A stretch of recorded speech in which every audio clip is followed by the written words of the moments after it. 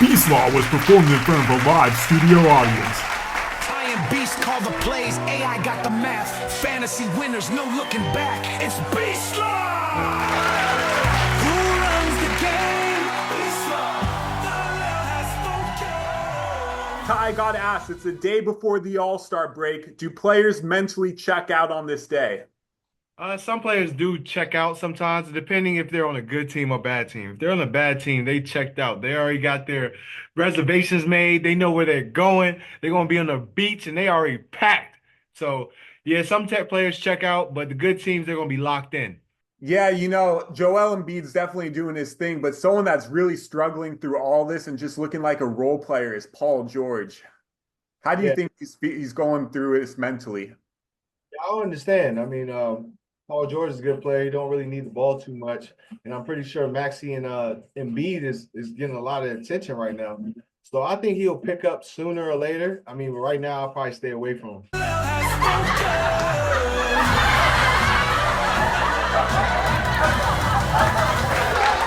Welcome to Beast Law episode 6. We got the Thursday Night Hoops edition. We have the Lakers and the Blazers. We have the Suns and the Spurs. We have Sports Profit AI ready to make some big plays tonight. I have a bone to pick with you. First, devastating news for the San Antonio Spurs. I'm bringing in a very well-respected fantasy sports doctor at Dr. Jesse Morse to break it all down. Hey guys, Dr. Morse here. So we heard a huge bombshell today that we don't ever really like to hear, and that is Victor Wembanyama suffering confirmed blood clot, what they call deep vein thrombosis or DVT, which are usually in the calves or in the lower extremities. Sounds like it was in his upper extremity. Now, this is something we've seen in the NBA for many years. There's probably been about 10 since the past 25 years, so not super common, but not rare. The most famous was probably Chris Bosh, about 10-ish years ago or so. But he was 32. We've had several other players that were in their mid to late 20s and early 30s. And then we had Brandon Ingram back in 2019, and he was 21, which is what Wembanyama is. And then we had a couple more. We had one late last year, and Thompson, Thompson, I believe is how it's pronounced. And then there's a couple others. So the question becomes, first, what is it? So it is a blood clot, usually in a vein in general. It can travel to the lungs and cause a pulmonary embolus, which can kill you. It can travel to the heart and cause a heart attack. It can travel to the brain and cause a stroke. So these are nothing to joke about. They are traditionally caused in general, cancer, blood clotting, issues. But we saw a massive spike with COVID. We also saw a massive spike with the vaccine, the COVID vaccine. And unfortunately, athletes do get them because they have low resting heart rates. They are, constantly being dehydrated, and they're on long flights. It's like a recipe for disaster. But we've definitely seen an uptick, in these blood clots over the past 4 or 5 years, especially in these younger 20, 21, 22-year-old athletes, which is just not common. So the first thing is you have to shut him down, and he cannot play because he has to be on a blood thinner for at least 3 months. So obviously you run into someone while on a blood thinner, you can bleed. You hit it in your brain, you can cause a bleed in the brain and die. So that is the easy reason for why he's not going to be playing for the rest of this season. Best case scenario, he comes back in 2025 or 26, the beginning of next season, and he's free and clear to go, not on a blood thinner and considered low risk. But if they decide that he continues to be high risk and he has to be on a blood thinner, he's not going to be able to play. And this is significant. This is a world top 5 player in the world, depending on who you ask, if not top 3, with all his career ahead of him. I'm hoping this is just, a blip in the radar when we look back 10, 15 years down the road. The other thing we need to talk about is what potentially caused this, and we'll never really know. Does he have a blood clotting disability? Maybe, but I'm assuming they would have checked that. He probably would have had clots earlier than this. Was it from an infection? Does he have something else going on? Was it from an infection like COVID, which had a significant increase in blood clots?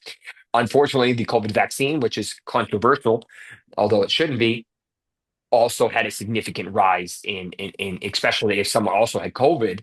So, and most of these guys unfortunately had to have the vaccine. They didn't really have much of a choice because they had to travel, and travel was required. So now and we're starting to see data from that we're having increased risk still 3, 4, 5 years later from both the virus and from the vaccine. And as more data comes out, it continues to get scarier. That's besides the point. It's just unfortunate that an elite player or anyone of this caliber has to shut it down and really doesn't have a choice in the matter because it's too risky. Thankfully, it wasn't in his lungs, it wasn't in his brain, it wasn't in his heart, and he didn't drop dead because of a blood clot or an aneurysm or something like that. But this is a huge red flag, and hopefully, this was what they call an isolated incident and they're able to address it. But just an unfortunate situation. A lot of people are saying, what about Jerome Kersey? What about Chris Bosh? What about Teletovic, who suffered the same thing before COVID? I mean, yes, as I said, they do happen.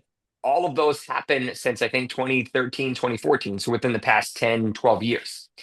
But what you need to understand is that all of them were over 28. Chris Bosh was 32. Kersey was in his 50s. These are no longer active NBA bodies. Yes, you can have them. We do, as I just mentioned, have an increased risk due to a myriad of factors.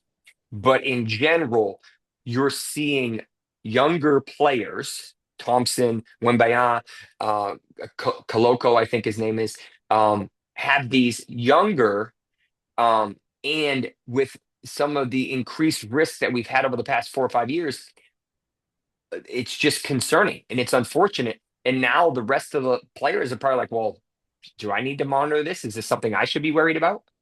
And it's a very valid question. Wembanyama rookie cards are sure to fall down the price of them. Would you be buying if they were slashed? Well, I'll put it this way. This hypothetically could be career ending. It's unlikely to be. That's very unlikely.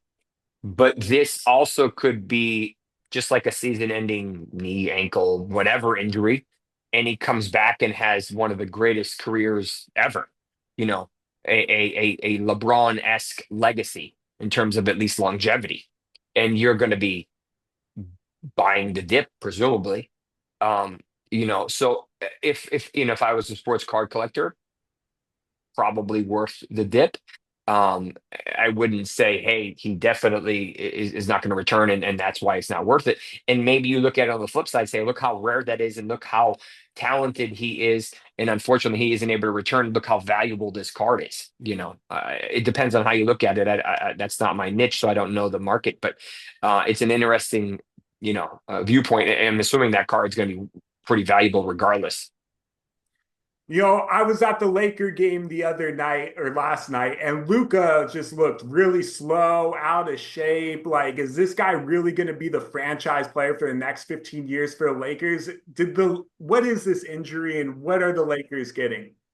I mean, yeah, he's had his fair share of injuries. He was coming back from, I believe, a calf strain, and calves are frustrating. I'm pretty sure he's had multiple, which may be the same one re-injuring over and over again, and they're pretty notorious for that. He's a generational player, at least we think. He's been incredible since he's been in the NBA for however many years it's been. Um, if you look at it on the surface and he presumably lives up to par, yes, this is a quote unquote fleecing. But I've heard some rumblings, and I'll leave it at that he has some personal issues that do not instill the best confidence in someone willing to spend 300 million or whatever the number is for him. And when you look at his stereotypical body, he doesn't have that elite, six pack, just jacked. So it's a little surprising, like how can he be that elite but also look this kind of way? And that is what it is, but maybe that speaks to how he takes care of his body. Maybe that speaks to some of his vices, we'll say. I don't know. All I know is that there must have been some type of red flag um, for Dallas to really even consider moving him for, I'd say peanuts, but relatively cheap, considering if they put him on the open market and said, "Hey, he's available, give me," he would have fetched what, 8 first-round picks or something stupid like that. So it's like, there's more to this story than I think we're led on to. I don't know if it'll ever come out and whatnot, but I hope he has a fantastic career and ends up being a moot point. But nonetheless, do I think he's still possibly dealing with the injury? Wouldn't be surprised. He's been dealing with this for injury off and on for a while, if it's the same leg. So, maybe he takes some of LeBron's tactics and can kind of clean up his healing patterns and maybe optimize his health and do some of the crazy things that LeBron does to heal, and maybe that is the change he needed to really continue to stay healthy and have a long and fantastic career. Will the Lakers get MVP Luka? Eventually. And then I'll leave you with this last question. Both rookie cards, Luka and Wemby, you had to pick one to invest in. What would it be? Wemby. He's more of a freak, assuming the blood current's not a big deal, which I don't think they are, but they could be. I think he has the chance to do things that not many people have ever done. And he just, the way he plays and how he plays this game, he's even more of a freak than Luka is. Hopefully this isn't a sign of an issue with Luka and how this whole trade transpired, but the pressure in LA may be significant, so that may be something that some people need to take into consideration as well.